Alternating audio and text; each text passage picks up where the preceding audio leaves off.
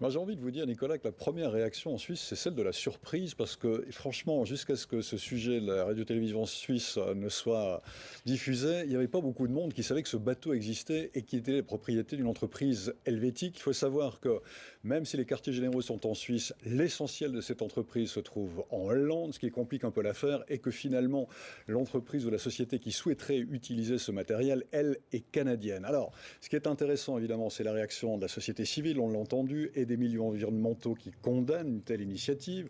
Ce seront aussi les réactions internationales face à ce coup de force de Donald Trump. Il faut savoir qu'aujourd'hui, il y a un moratoire sur l'extraction des fonds marins qui a été signé par de nombreux pays, mais pas par les États-Unis, qui ne reconnaît pas ce moratoire institué par l'autorité internationale sur les fonds marins. Par conséquent, le décret signé par Donald Trump est tout à fait valable. En tout cas, il ne contrevient pas à ce droit international, les États-Unis n'y étant pas engagés. Pour autant, la Suisse, évidemment, est concernée par cette affaire, puisque le bateau bat pavillon suisse, puisque l'entreprise est basée en Suisse.